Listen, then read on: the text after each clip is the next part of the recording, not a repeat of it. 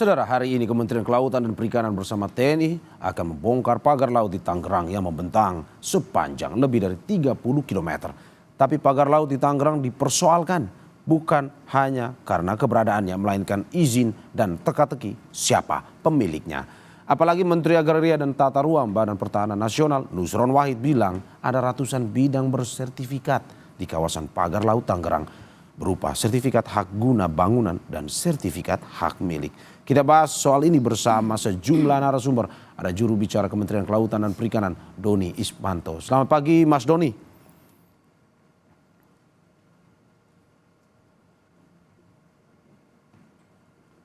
Oke. Selamat pagi. Oke, Mas Doni, selamat pagi. Dan juga ada anggota Komisi 4 DPR RI, Firman Subagio. Selamat pagi, Mas Firman. Selamat pagi, Mbak Doni. Dan juga Deputi Pagi, Eksternal Pak. Walhi Nasional Mukri Friyatna yang bersama saya di studio. Selamat pagi, Mas Mukri. Pagi. Terima kasih Bapak-Bapak sudah hadir di Sapa Indonesia Pagi pada hari ini. Saya ke Mas Doni. Mas Doni, ini sepertinya lagi di lokasi nih pembongkaran pada pagi hari ini, Mas. Iya, kita sedang persiapan ya, Ya. menggerakkan lagi persiapan apel pasukan lagi dan bersiap untuk kedatangan para VVIP. Oke, berarti kapan rencananya akan dilakukan pembongkaran? Apakah akan mulai dengan apel dulu atau langsung pada pagi hari ini eksekusinya? Jadi nanti kita estimasi semua VVIP, Pak Menteri, Pak Kasal, dan unsur-unsur lainnya datang kalau bisa jam 9 atau jam 9 pagi ini atau jam 10 sudah di lokasi. Terus dimulai dengan rapat dulu, koordinasi semuanya. Setelah itu kita ada semacam press conference singkat hasil dari rapat koordinasi. Setelah itu para VVIP menyaksikan langsung di laut untuk proses pembongkaran oleh personil.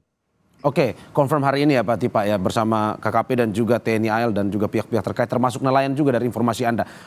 Mas Doni, kalau boleh tahu berapa jumlah personil yang dikerahkan pada hari ini? Jadi kalau kita hitungin nelayan yang ikut, total personelnya itu 2.593 orang. Ya. Nelayan ada sekitar 1.115 orang. Ya.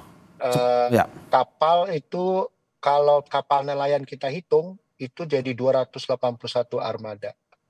Oke. KKP sendiri menurunkan 11 armada dengan 450 personil. Angkatan Laut 33 armada, 753 personil. Pol Air 6 armada, 80 personil. KPLP 2 armada, 30 personil. Bakamla 3 armada dan 100 personil.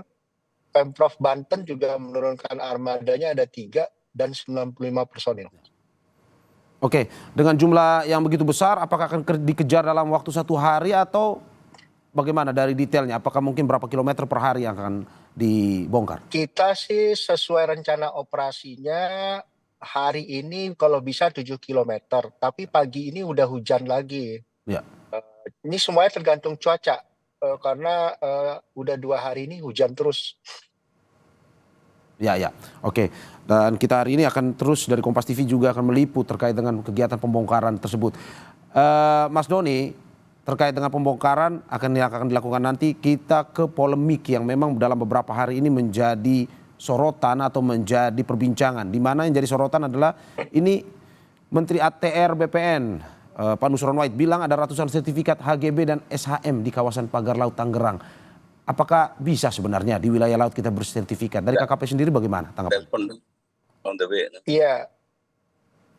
Ya kalau kita berpegangnya kepada putusan Mahkamah Konstitusi ya yang keluar tahun 2010, kalau laut itu adalah milik bersama dan bersifat open access sehingga tidak bisa ada hak atas tanah di laut.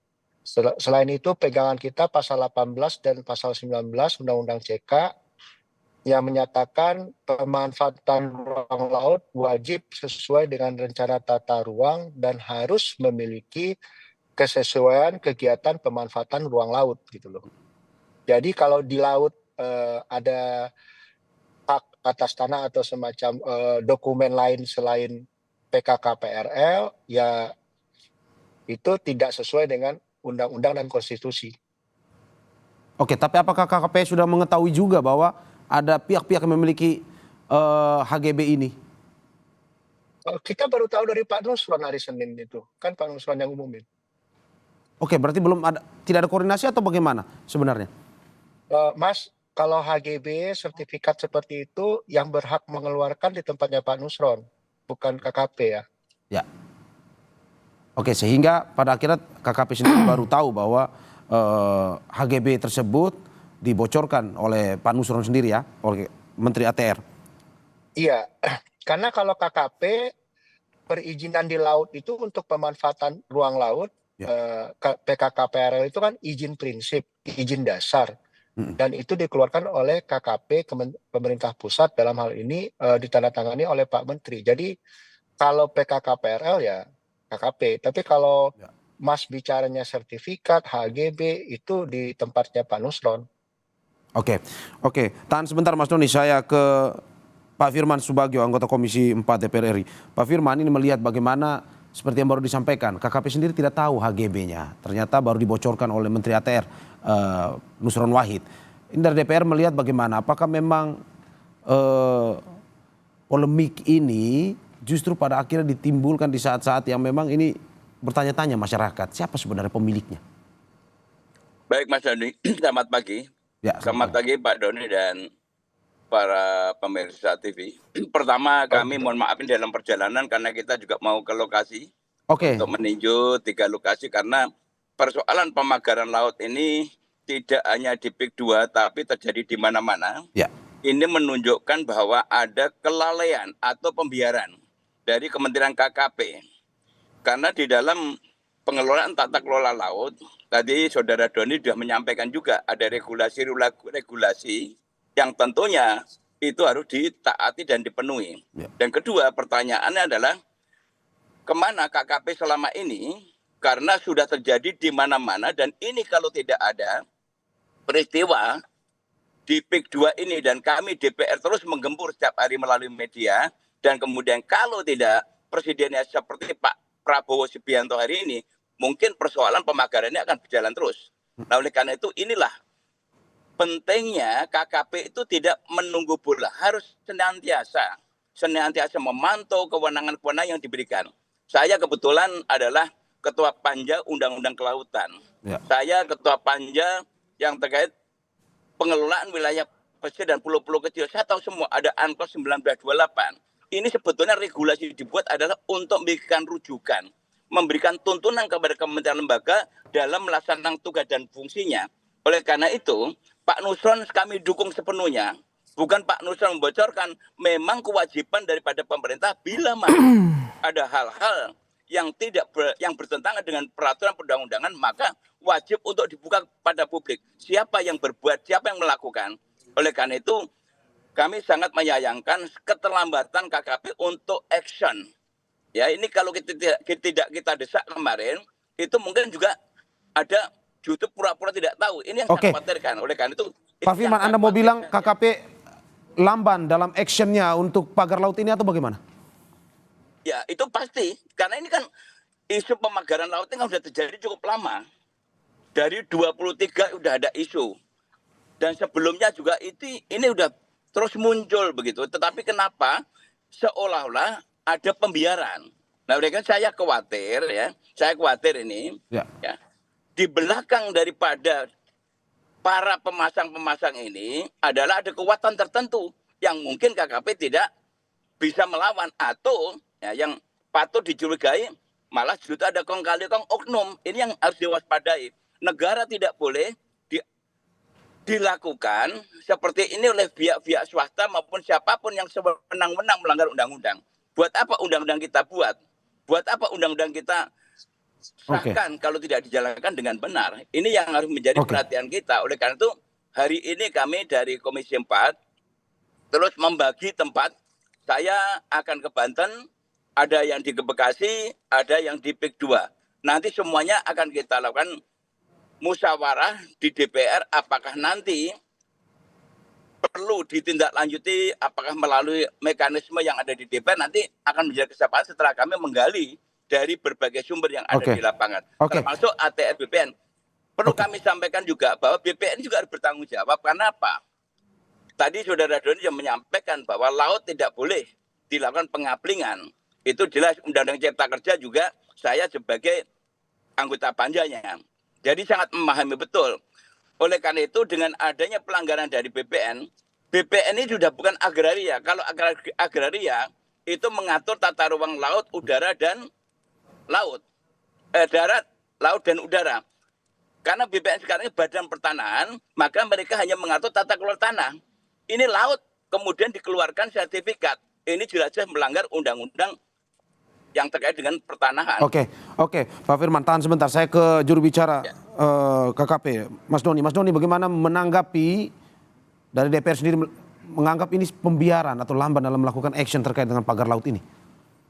Ya, terima kasih. Sebenarnya kalau untuk penanganan dan pengendalian terhadap pemanfaatan ruang laut yang tidak berizin, kami sejak beberapa tahun yang lalu sudah concern terhadap hal ini. Ya. Tahun lalu itu ada 196 pelaku usaha yang kita kenakan sanksi administratif dan denda karena tidak memiliki PKKPRL. Kita juga melakukan pengendalian dan pengawasan, tapi untuk 0 dan 12 mil itu terutama ini kan yang banyak terjadi di 0 dan 12 mil. Itu ada peran juga dari pemerintah daerah, dalam hal ini DKP setempat. Karena DKP setempat juga punya Polsus. Nah makanya kadang-kadang kita itu tahu dari daerah, dilaporin, kita berkoordinasi, kita cek.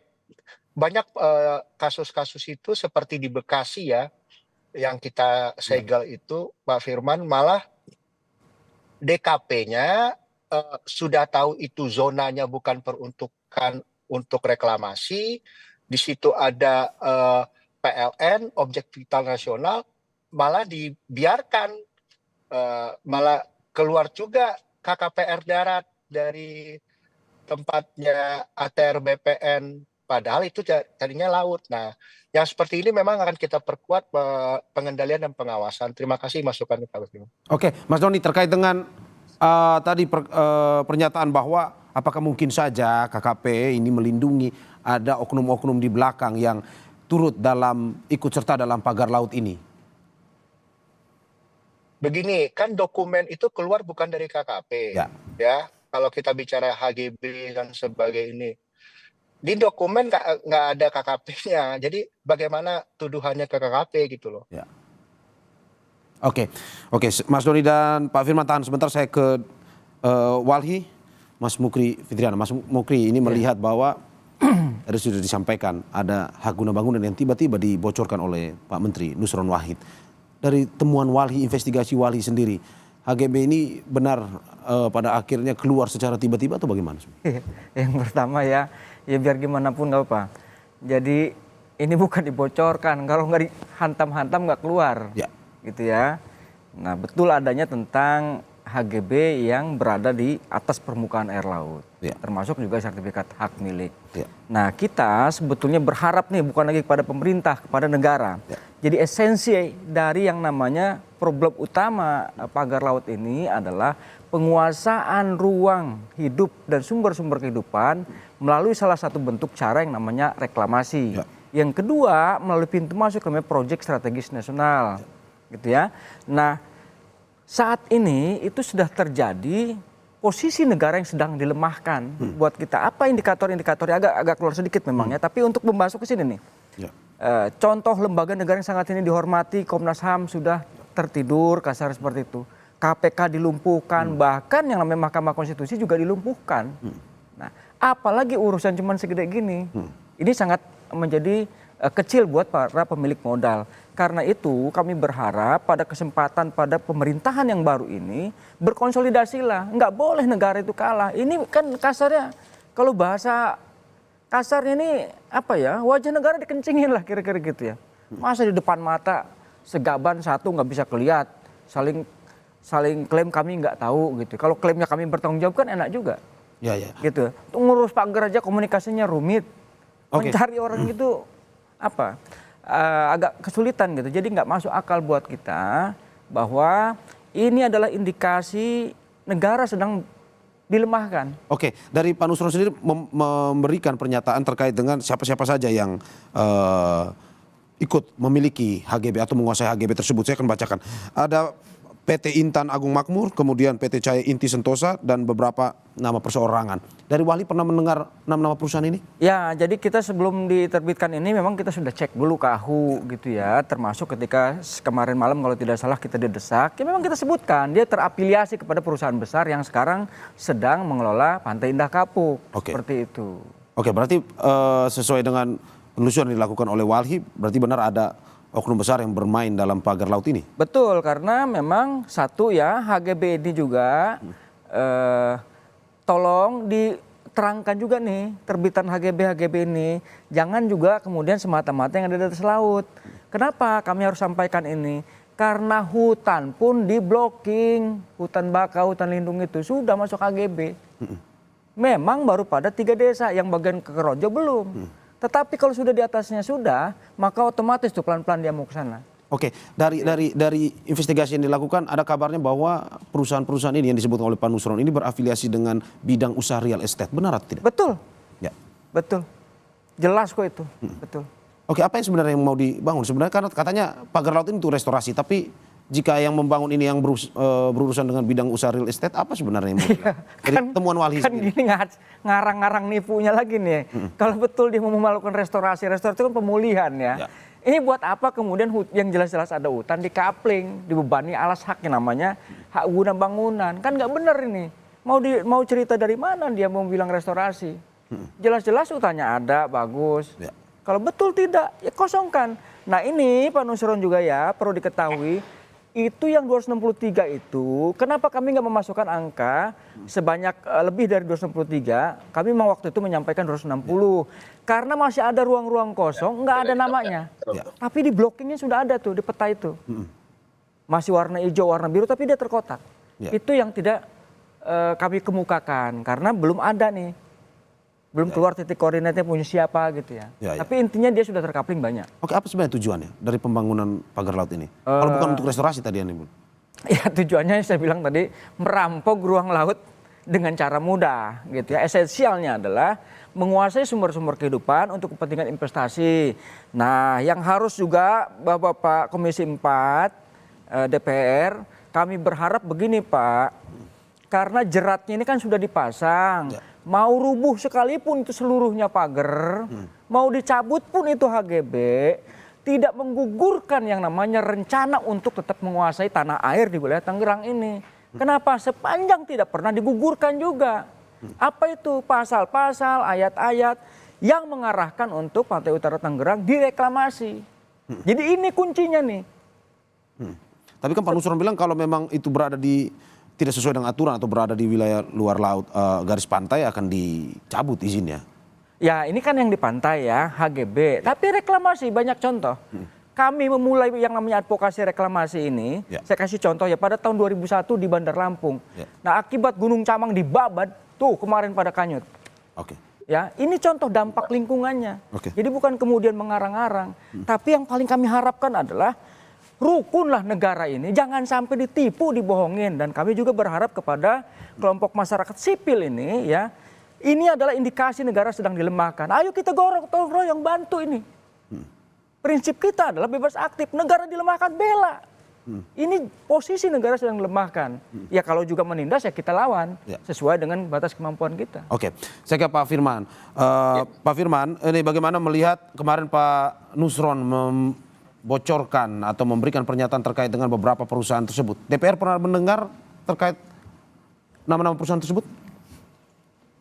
Kalau secara resmi kami belum ya, karena memang kami kan baru selesai reses kemarin dan hari ini langsung kita agendakan untuk ke lapangan.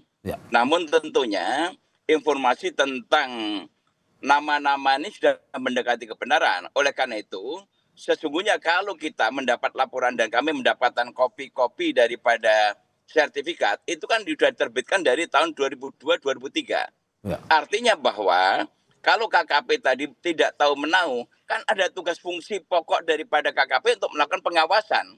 Ketika terjadi pemagaran dari mulai tahun-tahun lalu, harusnya KKP sudah bertindak. Bahkan terakhir, itu setelah PSDKP melakukan penyegelan, Pak Menterinya itu malah memberikan statement, jangan dibongkar dulu. Ini jelas-jelas bahwa ini adalah pelanggaran sebuah regulasi, sebuah undang-undang. Kami tidak menginginkan ada negara dalam negara di Indonesia ini. Oleh karena itu, kami mendukung sepenuhnya. Apalagi sudah ada perintah presiden harus dicabut dan kemudian dan saya meminta kepada pemerintah tentunya, udahlah, jangan menunggu waktu lagi. Kalau memang bisa dikerahkan dalam 1 minggu selesaikan. Kalau bisa 3 hari, selesaikan dalam 3 hari. Jadi tinggal menunggu, namun proses hukumnya tetap harus berjalan terus. Itu prinsip kami dari DPR. Oke.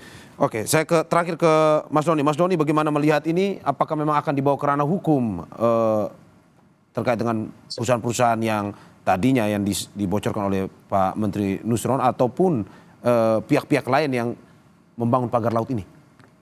Begini ya Mas, sesuai Undang-Undang Cipta Kerja, kalau untuk pelanggaran perizinan PKKPRL itu sanksinya administratif dan denda.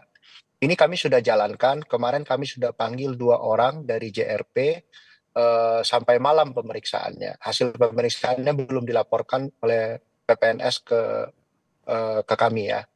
Tapi kalau yang ada unsur pidana tentu kita akan koordinasi sama polisi. Jadi kita kan ada juga yang wewenang di mana penyelidikan kita nggak bisa masuk sampai jauh. Nah itu ya kita harus ajak polisi, atau polisi kan sekarang sudah ada juga laporan dari masyarakat, laporan terkait dugaan pidananya yaitu. Nah kita juga tunggu tuh, Pak Nusron kan katanya juga mau menyelidiki, beliau kan juga punya PPNS. Nah kita harap juga Pak Nusron juga kebuka, jadi kita nanti akan nanti kan di sini ada rapat koordinasi juga pagi nih. Nah nanti bisa lebih jelas gitu. Oke, terima kasih Mas Dono. Semoga apa yang disampaikan bisa memberikan masukan terkait dengan polemik pagar laut ini. Terima kasih Bapak-Bapak. Narasumber saya ada juru bicara Kementerian Kelautan dan Perikanan Doni Ismanto. Terima kasih Mas Doni.